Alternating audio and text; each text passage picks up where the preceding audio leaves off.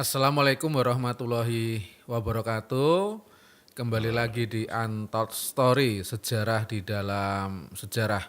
Kali ini kita akan bahas berkaitan dengan peran Angkatan Muda Muhammadiyah di Reformasi 98 di Yogyakarta. Kita menghadirkan narasumber Mas Saleh Chan yang tentu punya kapasitas berkisah berkaitan dengan kisah ini. Selamat siang Mas Saleh Chan. Selamat siang, Assalamualaikum. Waalaikumsalam warahmatullahi wabarakatuh. Sehat? Alhamdulillah, sehat, Alhamdulillah. semangat itu ya. Sehat selalu dan semangat. Nah, beliau adalah anggota LHKP Pimpinan Wilayah Muhammadiyah DIY, juga anggota Majelis Pembinaan Kader Pimpinan Pusat Muhammadiyah. Tentu punya kapasitas berkaitan dengan bagaimana Angkatan Muda Muhammadiyah juga punya peranan yang besar terhadap reformasi 98, walaupun ketika kita bicara reformasi sepertinya apakah kalau kita refleksi 2025 reformasi itu sukses atau tidak sukses, Mas Jan? Ya kalau saya sebenarnya reformasi kita ini gagal total ya. Oh gitu. Bukan sukses dan tidak sukses tapi gagal total itu. Ya, terima kasih, dimulai dari gagal total, tetapi kita punya sejarah reformasi yang manis. Nah, nanti kita diakhiri berkaitan dengan bagaimana gagal totalnya itu ada di mananya. Kita mulai dulu dari 98 dulu. Mungkin Mas Chan bisa berkisah ketika dulu tahun 97, 98 itu di Muhammadiyah sebagai apa dan bagaimana situasi Indonesia di masa itu dan Yogyakarta. Iya. Jadi gini Mas Iwan, kalau kita ngomong ya tentang masalah reformasi, terutama di Muhammadiyah, kita harus setback ke belakang dulu. Iya. Jauh ke belakang. Di Jogja sebelumnya itu kan ada forum studi yang didirikan oleh Pak Amin. Namanya PPSK. Iya. Itu kan selalu melakukan kajian-kajian tentang kebijakan-kebijakan yang dilakukan oleh pemerintahan Orde Baru di bawah kepemimpinan Soeharto. Iya. Kesimpulan dari kajian-kajian itu kemudian saat itu orang nggak ada yang berani ya bicara tentang suksesi gitu. Iya. Satu hal yang luar biasa. Jadi kalau saya tuh gini, Muhammadiyah itu adalah penggagas, garda terdepan gerakan reformasi. Dasarnya apa?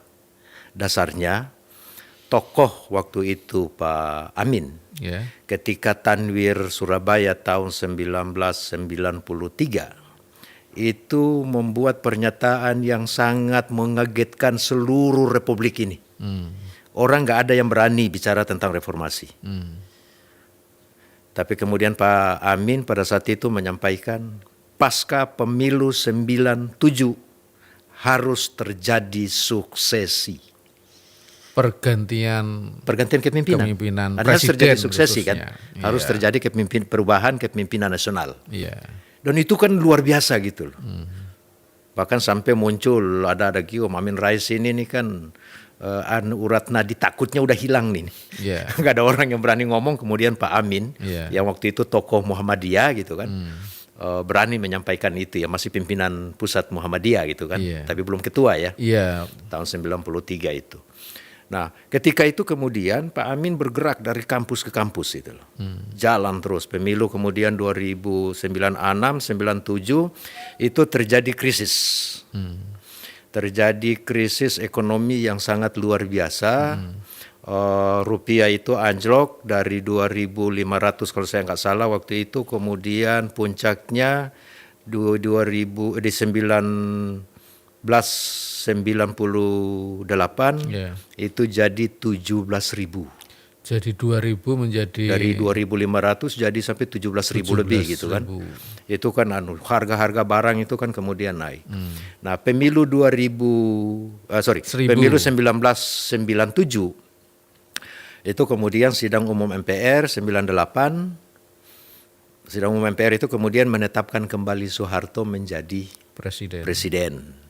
Wah, terjadilah gerakan penolakan yang luar biasa. Di Jogja saya ingat waktu itu teman-teman UGM itu sempat melakukan semacam survei di kalangan mahasiswa ternyata hasil survei itu cukup mengagetkan karena lebih dari 80% mahasiswa di Yogyakarta Iya. menginginkan harus ada suksesi kepemimpinan nasional.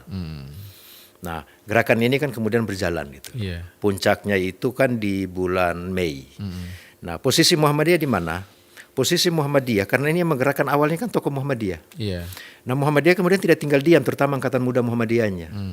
Angkatan Muda Muhammadiyah waktu itu kebetulan saya di Pemuda Muhammadiyah. Menjadi? Waktu itu saya masih salah satu wakil ketua. Oh ya. Karena nanti pasca reformasi itu baru jadi ketua PBPM kan. Pemuda Muhammadiyah. Pemuda Muhammadiyah DIY. Iya. Masih ketua Pemuda Muhammadiyah DIY. Nah, kita kemudian waktu itu membentuk yang namanya Kornas Angkatan Muda Muhammadiyah. Terdiri dari Itu terdiri dari Angkatan Muda Muhammadiyah, mulai Pemuda Muhammadiyah, ada IMM, ada IPM, kemudian termasuk ada Kokam belum seperti sekarang ya, Iya. belum semasif seperti sekarang waktu itu. Kemudian ada Kokam, terus ada NA. Nah, kemudian kita melakukan gerakan, Angkatan Muda Muhammadiyah ini menggagas gerakan aksi dari masjid. Iya, karena pemuda NA atau Ortom itu basicnya bukan masjid, kampus. bukan kampus, Tapi basicnya kampung masjid. ya kira-kira ya. Basicnya kampung, sehingga kita masyarakat. gerakannya dari Iya. masjid. Nah, sehingga gerakan itu ketika hari Jumat pernah kita buat gerak, kita gelar ada aksi di Kauman gitu kan, dengan menghadirkan tokoh-tokoh. Salah satu yang hadir waktu itu Gusti Joyo gitu loh. Gusti Joyokusumo. Gusti Joyokusumo almarhum, Iya. adenya Ngarso Si Dalem. Sultan, Sri ya, Sultan. Ngarso Dalem. Mei, awal-awal Mei itu gerakan itu kan munculnya kan masif dan tidak hanya mahasiswa pada saat itu. Artinya masyarakat sudah kemudian bergerak. Iya. Ada 3 kampus yang jadi sentral waktu itu di wilayah selatan. Jadi gerakan ini lebih banyak di wilayah kota ya. Iya. Itu di pusat utama itu di Bundaran UGM. Iya. Kemudian di IAIN, waktu itu IAIN belum UIN. Iya. Kemudian di Sanata Dharma, Jalan Gejayan. Jalan Gejayan. Iya. Nah, masa ini kemudian kalau saya nggak salah itu sekitar tanggal 8 apa 9 Mei itu di awal-awal itu. 98. 98. Iya. Tanggal 8 apa 9. Kalau nggak 8 tanggal 9 Mei itu aksi massa yang luar biasa, kemudian ada pergerakan massa di sore hari itu menjelang maghrib dari Gejayan menuju ke Bundaran rencananya itu sore itu. Kemudian terjadi peristiwa yang itu membuat marah seluruh mahasiswa dan masyarakat Jogja karena muncul peristiwa penganiayaan, terjadi pemukulan dan meninggal si Moses Gatot Kaca itu mahasiswa Sanata Dharma. Mahasiswa Sanata Dharma. Meninggal dunia. Kemudian itu gerakan udah nggak bisa terbendung. Iya. Jadi berjalan terus. Sudah tidak lagi mahasiswa pada saat itu. Semua udah satu, termasuk AMM. Kita berbasis lagi tidak hanya sekedar di masjid, tapi di kantor PBM, kantor PDM, termasuk PP Muhammadiyah Ahmad Dahlan. Itu jadi sarana konsolidasi untuk kemudian melakukan gerakan yang puncaknya di tanggal 20 Mei ya.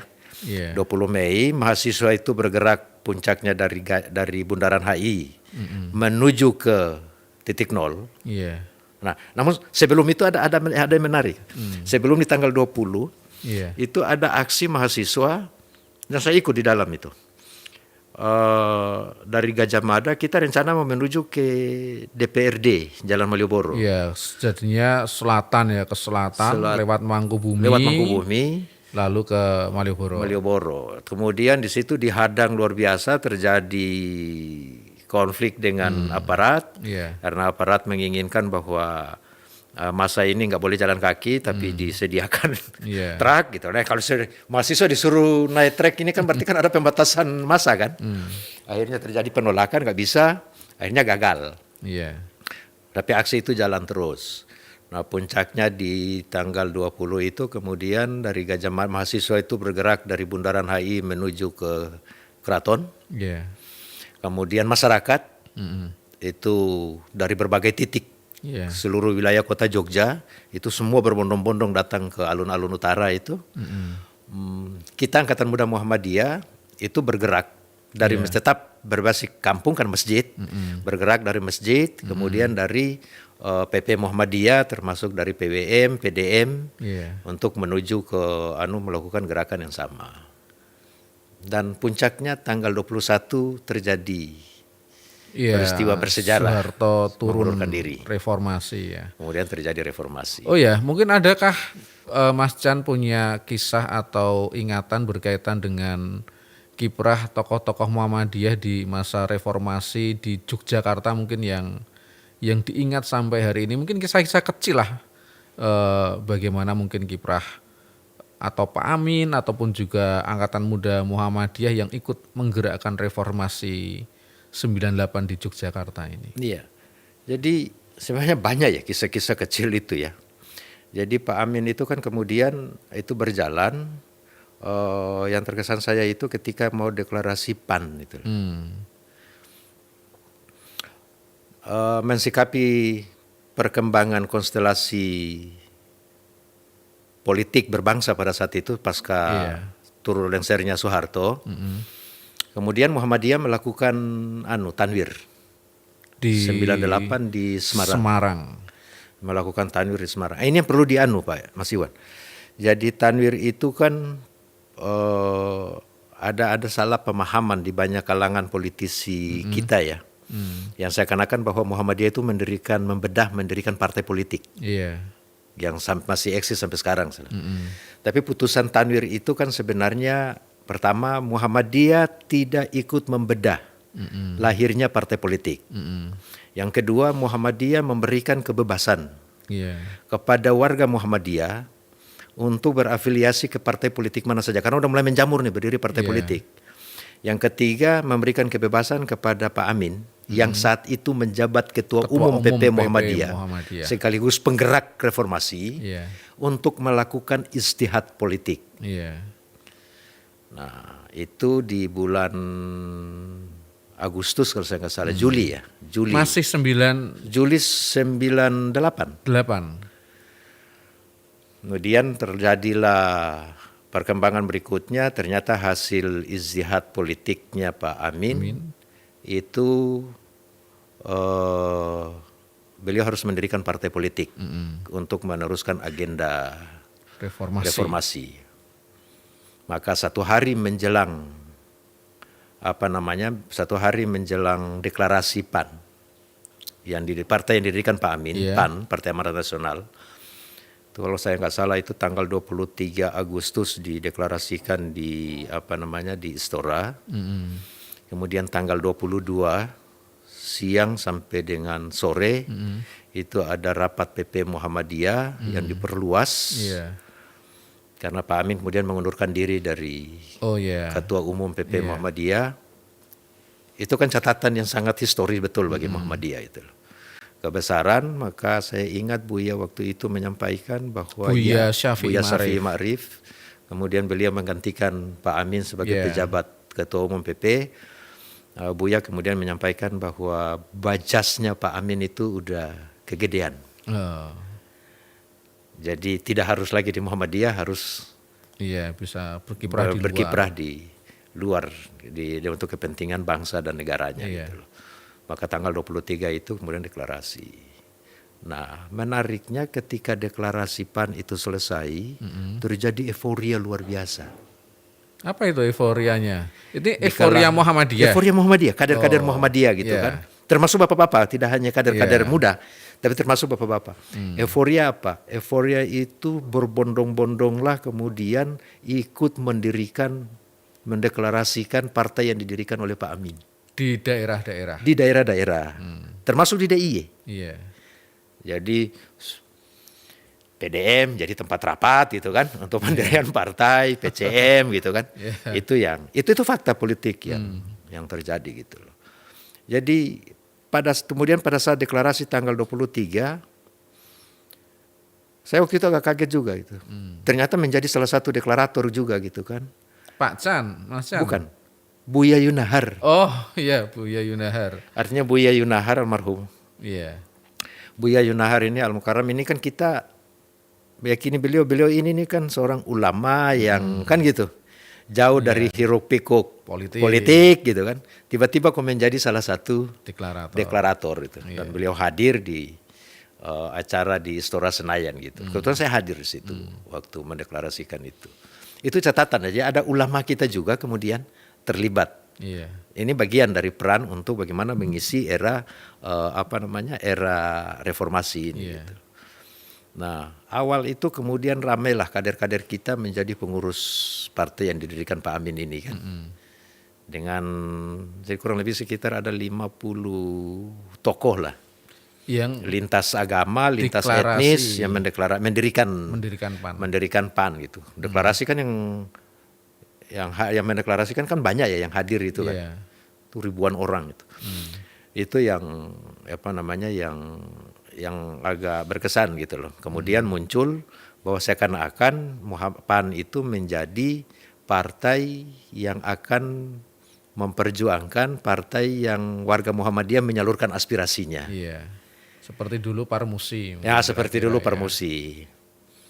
Nah, lambat laun kalau kita lihat fakta Mas Iwan. Ketika era tadi pertanyaan Mas Iwan awal gitu kan. Kaitan dengan keberhasilan reformasi gitu. Kalau saya itu gagal total. Kenapa? Karena reformasi itu kan tujuan pertama itu kan membangun demokratisasi. Memberantas KKN. Sekarang ini demokrasi kita ini di partai-partai aja enggak. Bukan hanya itu gitu. Kita inginkan bahwa demokrasi itu dibangun dengan demokrasi yang bermoral. Lahirlah negarawan-negarawan muda yang yang lebih mementingkan kepentingan bangsa dan negaranya. Ternyata fakta politik saat ini kan demokrasi kita ini kan sudah menjadi demokrasi transaksional. Makanya saya bilang gagal total. Sudah terjadi transaksi demokrasi transaksional yang tidak hanya di tingkat grassroots. Kalau orang hanya bicara tentang masalah pemilu, kemudian ada money politik, kan ini tidak terjadi hanya di tingkat grassroots. Tapi di elit politik, itu juga terjadi demokrasi transaksional. Jadinya transaksinya sudah di semua level. Di semua level. Nah, di tingkat elit demokrasi transaksional itu jadi seperti apa? Ya kita banyak media sekarang ini memberitakan ya. Ketika orang mau calon kepala daerah harus bayar mahar. Oh iya. Itu kan bagian dari transaksi demokrasi gitu. Sekarang. Udah menjadi hal sesuatu yang biasa gitu kan. Iya. Jadi udah jauh dari harapan. KKN, konstitusi aja dirubah untuk kepentingan KKN. Jadi reformasi ini gagal total. Jadi kalau saya ya kondisi saat ini perlu ada reformasi jilid 2 untuk mengembalikan ke rel yang sebenarnya gitu. Kembali lagi Mas Chan ke reformasi 98 ya. Berkaitan dengan apa sih pandangan Mas Chan yang ikut reformasi 98 di hari ini juga di masa lalu yang membuat menjadi kecewa itu berkaitan dengan itu. Dulu apa sih cita-cita ketika reformasi ikut melakukan itu bersama dengan Pak Amin dan tokoh-tokoh Muhammadiyah, teman-teman AMM itu? Jadi teman-teman AMM itu kan gini, Muhammadiyah itu kan memperjuangkan demokrasi dan itu tercermin ya di perserikatan kita gitu. Demokrasi yang memang betul-betul bukan demokrasi yang direkayasa gitu. Kemudian salah satu misi Muhammadiyah itu kan memperjuangkan kepentingan kaum duafa. Menjadikan bahwa Islam itu menjadi bagian dari rahmatan lil alamin.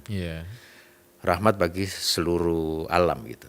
Nah, sebenarnya kan keberadaan bangsa ini, keberadaan negara ini, keberadaan pemimpin ketika di era reformasi itu kan kita harapkan bahwa kepentingan rakyat itu menjadi yang utama.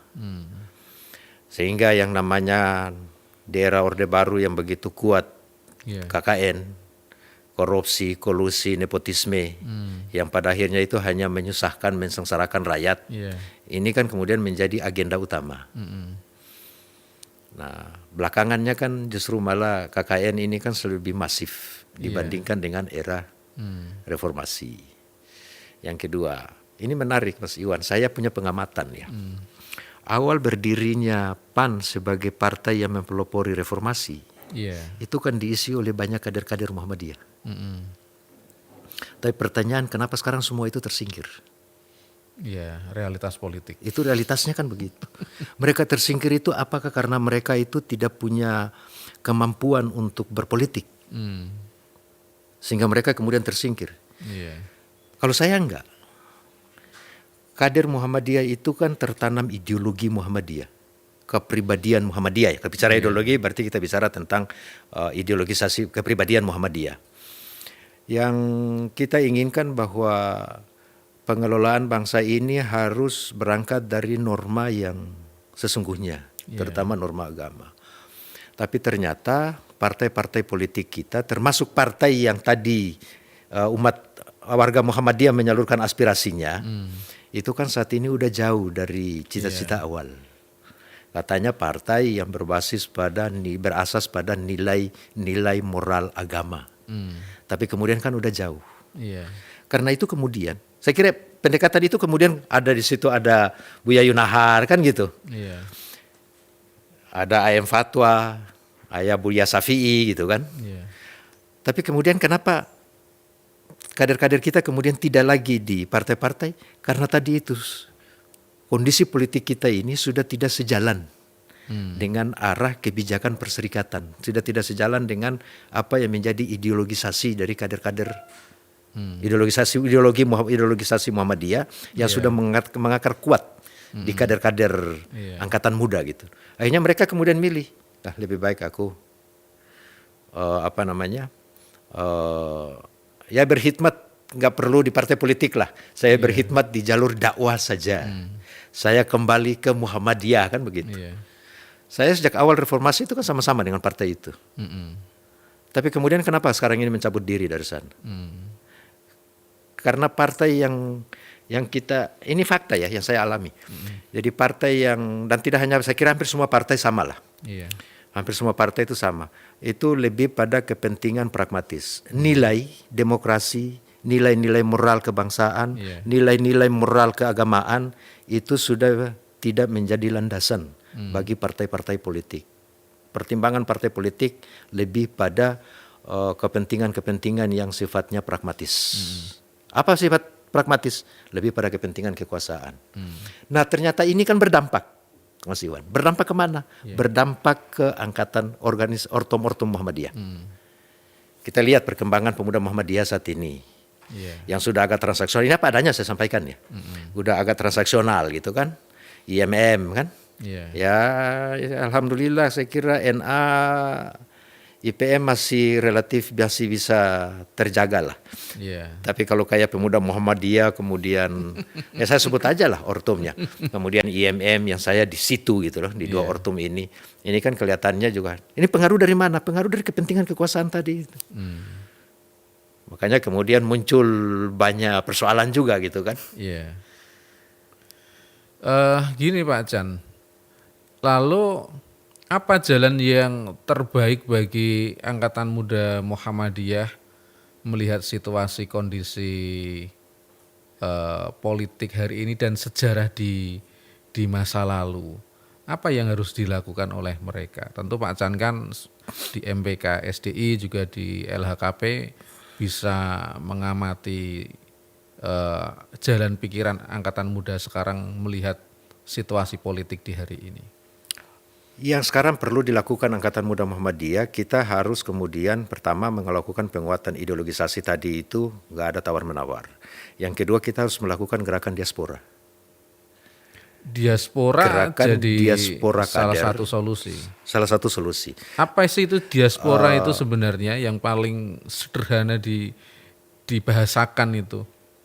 Jadi diaspora itu gimana kita kemudian harus keluar mengisi wilayah-wilayah jabatan-jabatan publik. Tidak hanya di partai politik ya. Tidak hanya di Tidak satu hanya politik, satu partai politik tidak saja. hanya di satu partai politik. Jadi kita harus mengisi semua ruang Iya. yang ada di partai-partai politik, di banyak partai politik ini. Iya. Kemudian keberadaan kita di sana diharapkan kemudian kita bisa mewarnai. Iya. Pertama. Yang kedua, kita juga harus mengisi posisi-posisi lembaga-lembaga kebijakan publik. Saya kira sekarang ini kan udah mulai ya, misalnya kayak penyelenggara pemilu, Iya. kemudian lembaga-lembaga yudikatif, kemudian lembaga-lembaga eksekutif mulai dari kabinet, kemudian turun sampai ke bupati, wali kota, gubernur, sampai ke tingkat paling bawah, itu di tingkat lurah, kades. Itu juga kemudian Muhammadiyah harus mengisi itu. Iya. Kemudian di misalnya militer, Iya. kalau di birokrasi, sehingga Mas Iwan, ada angan-angan gitu loh, angan-angan saya gitu loh. Bagaimana Muhammadiyah kemudian mendorong anak-anak Muhammadiyah potensial untuk masuk Akmil, masuk Akpol, Iya. kemudian masuk STPDN gitu kan. Yang mereka kemudian ini sudah terbentuk ideologisasinya kuat karena gerakan Muhammadiyah ini sebagai gerakan pembaharuan, kemudian gerakan kemanusiaan Iya. yang begitu mengakar. Ketika mereka jadi, ya mereka kemudian mengedepankan yang tadi itu, norma-norma agama, norma kebangsaan. Iya. Tidak, itu menjadi bagian dari apa yang akan mereka lakukan ketika mereka mempunyai posisi di publik gitu. Iya. Ini yang kemudian harus didorong gitu loh. Itu yang ada ya. Jadi bagaimana kita mendorong sekolah-sekolah Muhammadiyah ini yang begitu banyak, menyiapkan murid-muridnya untuk bisa masuk ke Akmil, masuk ke Akpol, Angkatan Laut, Angkatan Udara, ini militer ya, masuk ke sekolah-sekolah kedinasan yang lain. Iya. Itu yang kemudian perlu kita mendorong ke sana gitu. Iya. PDM, PWM misalnya, menyiapkan kadernya seperti yang dilakukan oleh DIY. Iya. Tapi DIY lakukan ini kan masih sebatas DPD kan, masih untuk anggota DPD. Mungkin pemilu besok 2029 Muhammadiyah mungkin perlu PWM, PDM menginventarisasi kadernya untuk didorong siapa yang ke DPR RI, Iya. ke DPR provinsi, kabupaten, kota gitu loh. Nah, karena saya punya keyakinan betul, insya Allah bangsa ini kalau dipimpin, diisi oleh kader-kader Muhammadiyah, maka akan bisa mengembalikan keberadaan bangsa ini sesuai dengan apa yang menjadi cita-cita reformasi. Jadinya walaupun Mas Chan menyampaikan bahwasannya reformasi gagal total, tetapi juga punya harapan terhadap politik Indonesia masa depan. Oh iya, kita harus optimis sebagai bagian dari elemen bangsa. Iya. Dan sebagai kader Muhammadiyah saya tetap optimis. Iya. Dan optimisme saya itu berada ke siapa? Harapannya Iya. ke kader-kader Muhammadiyah. Aku agak ngeri juga kalau ngomong gitu. Ke kader-kader Muhammadiyah gitu kan. Itu yang kenapa? Karena saya tahu persis Iya. bahwa kader Muhammadiyah ini kan kader-kader kita ini kan kader ya, bukan ambu kader ya, bukan bau-bau Muhammadiyah gitu. Tapi bicara kan ada orang Muhammadiyah yang hanya bau-bau Muhammadiyah. Iya. Tapi kemudian ketika sudah bicara kader, orang yang ini memang sudah ditimpa betul gitu loh. Sebagai penerus, pelangsung dan penyempurna Muhammadiyah. Iya. Ketika mereka ini kemudian masuk ke wilayah-wilayah publik, mereka ini yang memimpin bangsa ini, insya Allah apa yang menjadi bagian dari cita-cita, bukan hanya cita, karena kita perjuangkan bukan sekedar cita-cita reformasi. Iya. Yang kita perjuangkan itu kan cita-cita keidahlan. Oke. Tujuan cita-cita keidahlan, tujuan keidahlan mendirikan Muhammadiyah itu kan yang menjadi bagian dari Iya. bagian dari apa yang harus kita lakukan ke depan. Ya, terima kasih Mas Chan. Bicara berkaitan dengan Muhammadiyah tentu kita bicara 1912, bicara tahun 45, 65, 98 dan tentu sekarang Mundur tahun lagi, 2000. tidak hanya 1912 bicara Muhammadiyah, kita juga bicara 1908. Budi Utomo Budi Utomo dan sebagainya. dan seterusnya dan sebagainya. Iya. Karena itu ada andil juga Muhammadiyah di situ. Ya, walaupun sering kita kecewa terhadap politik, tetapi kita tetap optimis untuk bangsa ini, apalagi untuk angkatan muda Muhammadiyah. Demikian Anto Story pada sesi kali ini, bicara dengan Mas Saleh Chan berkaitan dengan kisah angkatan muda Muhammadiyah dan reformasi 98 di Yogyakarta. dan bagaimana konteks di hari ini. Kita akhiri sesi ini dengan membaca hamdalah. Alhamdulillahirabbil alamin. Wassalamualaikum warahmatullahi wabarakatuh.